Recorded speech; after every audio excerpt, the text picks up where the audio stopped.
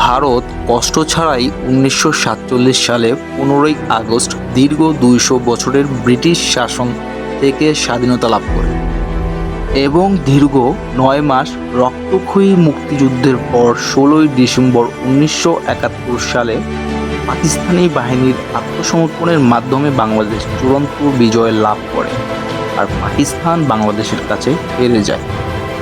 পাকিস্তান হেরে পারমাণবিক শক্তিধর রাষ্ট্র হিসেবে পরিণত হয়েছে। ভারতও পারমাণবিক বোমা বানিয়েছে, সামরিক শক্তির দিক থেকে বিশ্বের চতুর্থ। আজকে তারা বঙ্গোপসাগরে মিসাইল টেস্ট করছে। দাদাদের মিসাইল টেস্টের আলো দেখে ভাঙ্গুরা সেরা গবেষণা করে পেয়েছে অলৌকিক ঘটনা। অস্বাভাবিকের কিছু নেই ভাই, পুরো বিশ্ব যেখানে ২০৫০ সালের চেতনা তৈরি করতে প্রতিযোগিতা করছে, সেখানে আমরা ১৯৭১ সালের চেতনা নিয়ে মহা ব্যস্ত। যে চেতনা ৫৫ বছরেও দেশের মানুষের কিংবা দেশকে শক্তিশালী করতে পারেনি, কিন্তু করেছে বিভক্তির রাজনীতিবিদরা। যুগের পর যুগ ফায়দা নিচ্ছে, তথাকথিত বন্ধু দেশও ফায়দা লুটছে।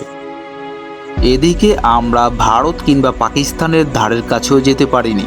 শিক্ষা গবেষণা ভারত কিংবা পাকিস্তানের বিশ্ববিদ্যালয়গুলো ৩০০-র মধ্যে, আর আমাদের দেশের একটা বিশ্ববিদ্যালয়ও ৩০০-র ভিতরে নেই। আমাদের শুধু আছে চেতনাবাজি আর পার্টি পলিটিক্স করতে। শিক্ষা গবেষণা প্রযুক্তির দিক থেকে এখনও আদিম যুগে পড়ে আছে। বিশ্ব থেকে পিছিয়ে আছি এ নিয়ে কারো হুঁশ আছে কিনা জানি না। এটা নিয়েও আমরা অনিশ্চয়তায় ভুগছি। বাঙালির বুদ্ধিজীবীদের ঘুম ভেঙেছে কিনা? যদি না ভাঙে, তাহলে অচিরেই বাঙালির ভবিষ্যতে অন্ধকার নেমে আসবে।